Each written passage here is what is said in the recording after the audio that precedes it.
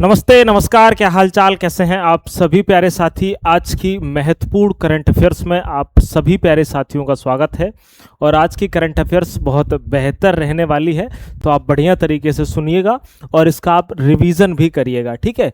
और जो हमारे प्यारे साथी कह रहे थे कि भैया ज़्यादा लाइनें ना रखो, क्लास लंबी ना रखो, आपके ही हित के लिए कर रहे हैं भाई, नहीं तो ऊपर ऊपर से आराम से क्वेश्चन करा के निकल जाएंगे, कोई भी फ़ायदा नहीं रहेगा। रिवीजन करना भी ज़रूरी है और जो लाइंस रहती हैं डिस्क्रिप्शन में रिवीजन की ही रहती हैं, ठीक है। चलिए, पहला प्रश्न है, मिस यूनिवर्स 2026 प्रतियोगिता में भारत का प्रतिनिधित्व करने के लिए मिस यूनिवर्स इंडिया 2026 का ताज किसे पहनाया गया है। तो याद रखना भैया, यह ताज पहनाया गया है केजिया लिज मेजो को। और ये कहाँ की हैं आप कहोगे भैया जी, साउथ इंडिया की हैं, ठीक है। केरल की 19 वर्षीय केजिया लिज मेजो ने मिस यूनिवर्स इंडिया 2026 का खिताब अपने नाम किया है। वह नवंबर में, इंपॉर्टेंट पॉइंट है याद रखना, प्यूर्टो रिको में होने वाली 75वीं जो मिस यूनिवर्स प्रतियोगिता होगी उसमें ये भारत का प्रतिनिधित्व करेंगी। कहाँ का प्रतिनिधित्व करेंगी आप कहोगे, भारत का। अच्छा, अब जो इंपॉर्टेंट ये फैक्ट हैं और इन इंपॉर्टेंट फैक्ट के बारे में जान लेते हैं। आप कहोगे 61वीं मिस इंडिया 2026 का खिताब किसने जीता है। ये गोवा की है। कहाँ की है आप कहोगे भैया जी, गोवा की है। और इनका नाम क्या है आप कहोगे, साध्वी सहल। और इसका जो आयोजन हुआ था 61वीं मिस इंडिया 2026 का, वो भुवनेश्वर में हुआ था, ठीक है। नेक्स्ट है 72वीं मिस वर्ल्ड 2025 का आयोजन कहाँ हुआ था आप कहोगे, तेलंगाना यानी भारत में हुआ था, और जिसे थाईलैंड की ओपेल सुजाता ने जीता है। कहाँ की है ये आप कहोगे भैया, थाईलैंड की है। कौन, ओपेल सुजाता जी। नेक्स्ट है 74वीं मिस यूनिवर्स की बात करें तो 74वीं जो मिस यूनिवर्स, देखो ये मिस इंडिया है और ये 72वीं मिस वर्ल्ड है और ये 74वीं मिस यूनिवर्स है, ठीक है। याद रखना, प्रतियोगिता थाईलैंड में हुई थी और इसको जीता किसने है आप कहोगे, मेक्सिको की फातिमा बॉस ने जीता है। अच्छा, मुझे ये बताओ रूस की कैपिटल क्या है, एक बार आप बताइए रूस की कैपिटल क्या है, कमेंट में बताइए, ठीक है। नेक्स्ट है मनीला फिलीपींस में 48वीं मिस इंटरकॉन्टिनेंटल यानी मिस यूनिवर्स 2025 में जो प्रतियोगिता हुई थी उसको किसने जीता था, भारत की तरफ से शेरी सिंह ने प्यारे भैया जी जीता हुआ था, ठीक है। आइए अगला हमारा प्रश्न है और बेहतरीन प्रश्न है। आप कहेंगे Indo Russian rifle private limited द्वारा अमेठी उत्तर प्रदेश में निर्मित भारत की पहली 100% स्वदेशी यानी AK-203 असॉल्ट राइफल का क्या नाम रखा गया है। तो याद रखना भैया जी, इसका नाम रखा गया है शेर। क्या नाम रखा गया है आप कहोगे, जो असॉल्ट राइफल है इसका नाम भैया जी शेर रखा गया है। अच्छा, ये कहाँ पर निर्मित हुई है, भारत में, और भारत के उत्तर प्रदेश में भैया जी निर्मित हुई है। याद रखना AK-203 और इसका नाम क्या है आप कहोगे भैया जी, शेर इसका नाम है, ठीक है। ब्रस्ट फायर मतलब ठक ठक ठक करके फायर करने वाली है, ठीक है। अमेठी के कोरवा आयुध कारखाने में Indo Russian rifles private limited द्वारा पूरी तरह से स्वदेशी सामग्री से निर्मित, यानी कि इसके कोई भी पार्ट बाहर से नहीं लिए गए हैं, ठीक है। याद रखना AK-203 प्रोटोटाइप का नाम शेर रखा गया है और इसमें जो सभी पुर्जे हैं और जो इसका कच्चा माल है वो सारा का सारा भैया जी 100% भारतीय है, ठीक है। आइए अगला है, हाल ही में 18 अगस्त को इंटरनेशनल स्पेस स्टेशन के बाहर 6.5 घंटे का स्पेस वॉक करने वाली सोफी एडनोट का संबंध किस देश से है। याद रखना इनका संबंध फ्रांस से है और ये फ्रांस की पहली महिला बनी है, याद रखना भैया जी, स्पेस वॉक करने वाली, ठीक है। याद रखना कि यूरोपियन स्पेस एजेंसी की अंतरिक्ष यात्री सोफी एडनोट ने नासा के अनिल मेनन है उनके साथ में स्पेस वॉक पूरा किया है। इसके साथ ही वह स्पेस वॉक करने वाली फ्रांस की पहली महिला और यूरोप की दूसरी महिला अंतरिक्ष यात्री बन गई हैं। अब कुछ इंपॉर्टेंट देखते हैं। पहले देखते हैं सोफी एडनोट, स्पेस वॉक करने वाली यूरोप की दूसरी महिला अंतरिक्ष यात्री बनी है। महिलाओं में सर्वाधिक समय तक स्पेस वॉक का जो रिकॉर्ड है वो सुनीता विलियम्स ने 72 घंटे तक अपने नाम किया हुआ है। नेक्स्ट है लखनऊ के Shubhanshu Shukla international space station जाने वाले पहले भारतीय बने हैं और जिन्हें अशोक चक्र से सम्मानित किया गया, तथा इन्होंने एक जो बुक लिखी है उसका नाम है द सेकेंड ऑर्बिट, इनकी पुस्तक है ना। आइए अगला बात करते हैं। नई दिल्ली में आयोजित VWF विश्व चैंपियनशिप 2026 में भारतीय महिला युगल जोड़ी त्रिशा जॉली और गायत्री गोपीचंद ने कौन सा पदक हासिल किया है? तो भैया जी इन्होंने ब्रॉन्ज मेडल हासिल किया है। कौन सा? आप कहेंगे भैया कांस्य पदक को हासिल किया हुआ है। त्रिशा जॉली और गायत्री गोपीचंद की जोड़ी ने महिला युगल स्पर्धा में कांस्य पदक जीता है और भारत ने 15 वर्षों के अंतराल के बाद महिला युगल में यह पदक जीता है। इससे पहले 2011 में ज्वाला गुट्टा और अश्विनी पोनप्पा ने यह कांस्य जीता था। ठीक है, अच्छा यहां से कुछ फैक्ट देखते हैं। आप कहिएगा भैया त्रिशा जॉली और गायत्री गोपीचंद को हाल ही में अर्जुन पुरस्कार के लिए इनको चुना गया है, इनको अर्जुन पुरस्कार दिया जाएगा। ठीक है, नेक्स्ट है इस चैंपियनशिप में भारत का जो पहला पदक है 1983 में प्रकाश पादुकोण ने कांस्य के रूप में जीता है। ठीक है, अगला है पदक तालिका में दक्षिण कोरिया इसमें प्रथम स्थान पर रहा है और भारत संयुक्त रूप से 7वें स्थान पर यानी 7वें पायदान पर ही रहा है। इसने अपनी झोली में ज़्यादा अगर देखा जाए पदक नहीं बटोर पाए हैं। बैडमिंटन एसोसिएशन ऑफ इंडिया इसकी स्थापना इसको कब जमा दिया गया? तो 1934 में। इसका मुख्यालय नई दिल्ली में है। अगर आपसे पूछे बैडमिंटन वर्ल्ड फेडरेशन इसकी स्थापना कब हुई है? आप कहोगे 1934 में इसको जमाया और इसका मुख्यालय यानी सारे लोग जो बैठते हैं कुआलालंपुर मलेशिया में। अध्यक्ष का नाम है खुनिंग पटामा, याद रखना। अच्छा, बैडमिंटन में कप कौन कौन से दिए जाते हैं? बैडमिंटन के जो खिलाड़ी हैं जीत जाते हैं उनके हाथ में कौन कौन से कप को थमा दिया जाता है? जिम्मेदारी Thomas cup, Uber cup, Sudirman cup, Narang cup और चड्ढा कप। ठीक है, आइए आगे बढ़ते हैं। अगला है स्विट्जरलैंड में आयोजित प्रतिष्ठित लॉजेन डायमंड लीग 2026 में भाला फेंक यानी जेवलिन थ्रो स्पर्धा में नीरज चोपड़ा ने कौन सा स्थान प्राप्त किया है? तो आप कहोगे नीरज चोपड़ा ने भैया सेकंड स्थान प्राप्त किया है और याद रख लेना कि सिल्वर मेडल भी जीता हुआ है। कौन सा मेडल? आप कहोगे भैया सिल्वर मेडल जीता हुआ है। अच्छा, नीरज चोपड़ा ने लॉजेन डायमंड लीग 2026 में 88.5 मीटर भाला फेंककर दूसरा स्थान और रजत पदक अपने हाथ में हासिल कर लिया है। याद रखना श्रीलंका के रूमेश थरंगा ने 88.14 मीटर के थ्रो फेंकने के बाद शीर्ष स्थान यानी स्वर्ण इन्होंने प्राप्त किया है। कुछ इंपॉर्टेंट फैक्ट देखते हैं। नीरज चोपड़ा को कौन कौन से सम्मान से अभी तक नवाजा गया है? एग्जाम में पूछा जा सकता है। आप कहेंगे पद्मश्री मिला है 2022 में, अर्जुन पुरस्कार मिला है 2018 में, मेजर ध्यानचंद्र खेल रत्न पुरस्कार 2021 में, सेवा पदक 2021 में और परम विशिष्ट सेवा पदक 2022 में मिला है।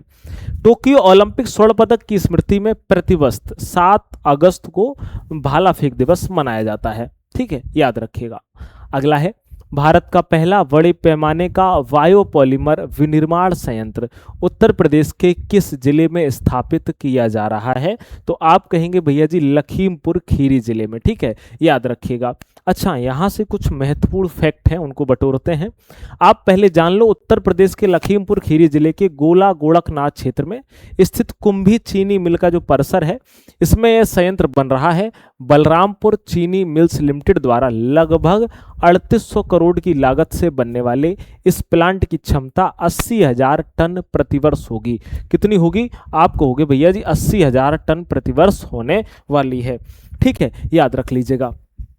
और उत्पाद बलरामपुर वायु युग ब्रांड से लॉन्च होगा। ठीक है, याद रखना। इंपॉर्टेंट फैक्ट है, इनको समेटते हैं। आप कहोगे उत्तर भारत का पहला परमाणु संयंत्र कहां पर है? हरियाणा में है। देश की पहली वायु सीएनजी प्लांट युक्त आधुनिक गौशाला कहां है? लाल टिपारा गौशाला है ग्वालियर में।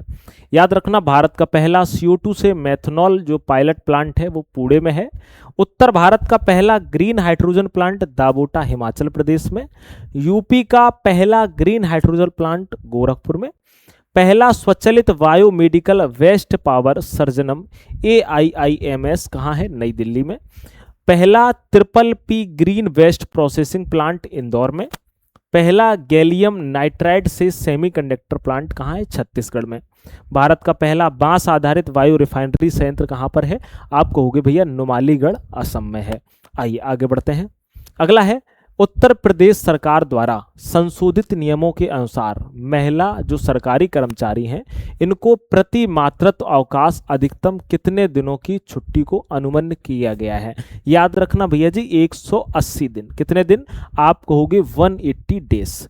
याद रखना उत्तर प्रदेश सरकार ने महिला कर्मियों के लिए 180 दिनों यानी 6 माह के मातृत्व अवकाश के नियमों को आसान बनाया है।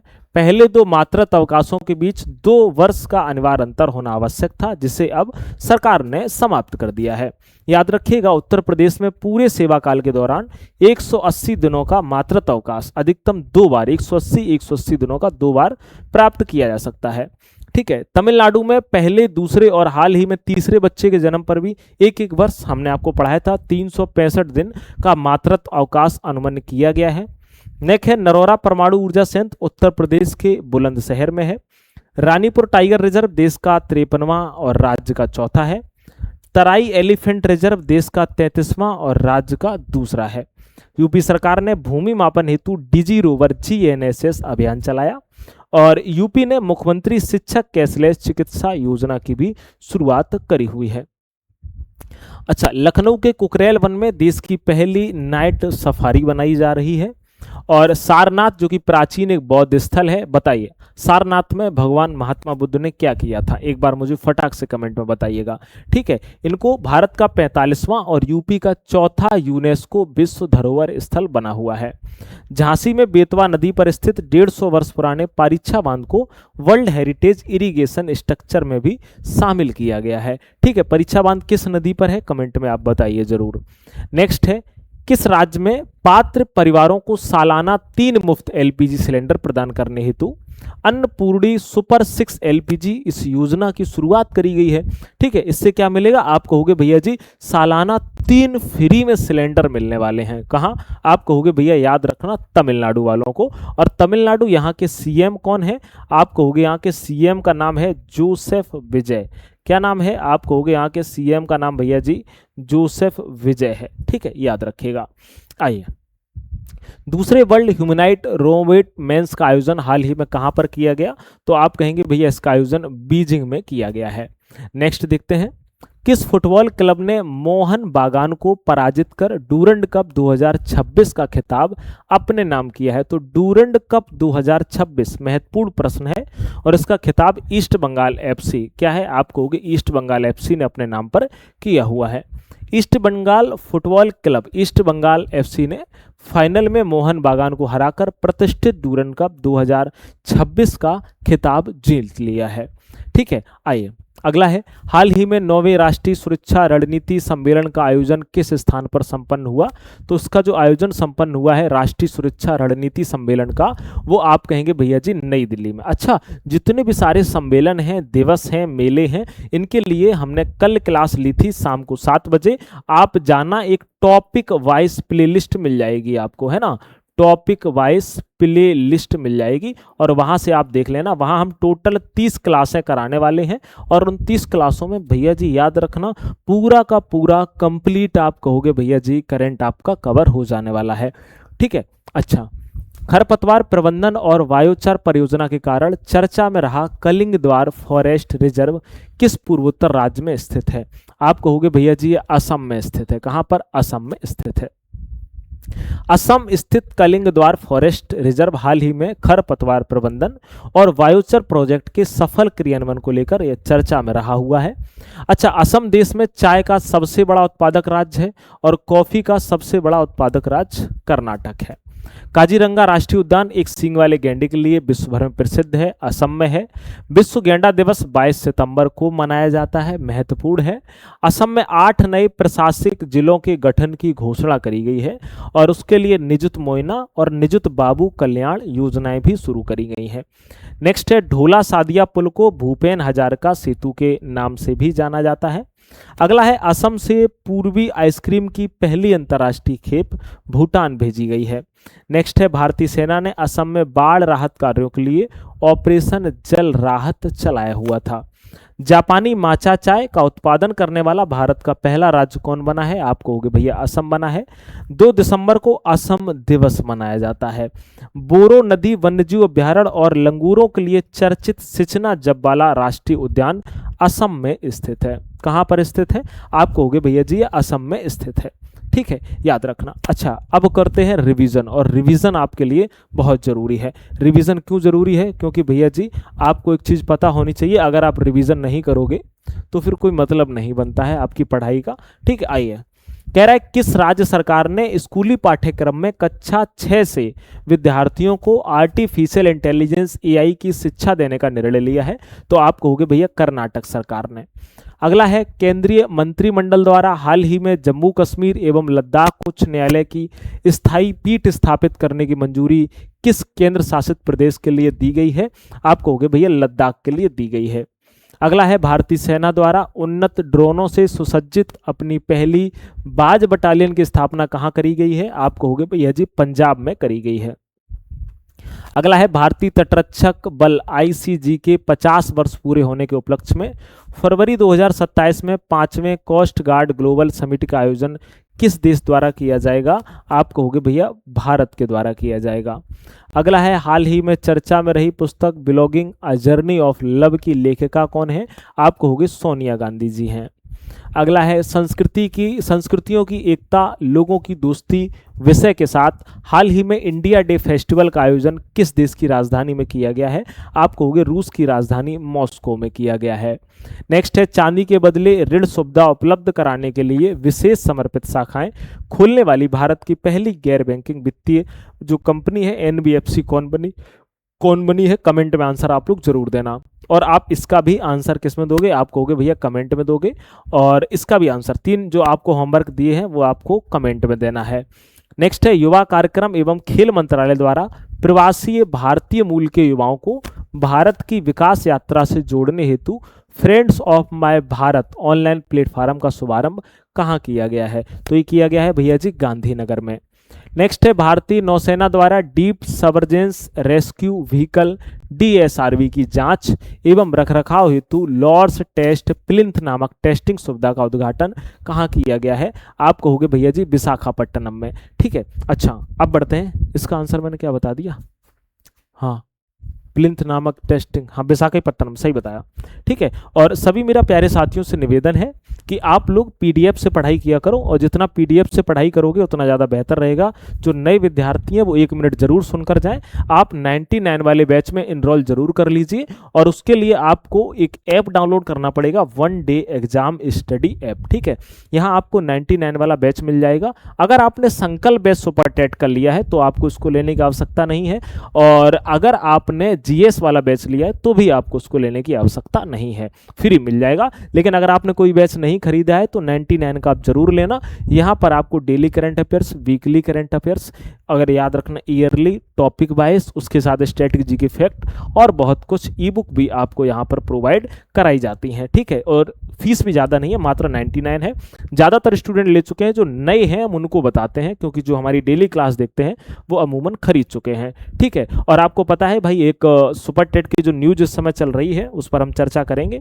ठीक है, और मुलाकात आपसे अगली क्लास में करेंगे। अपना ख्याल रखिएगा, स्वस्थ रहिए, मस्त रहिए। नमस्कार।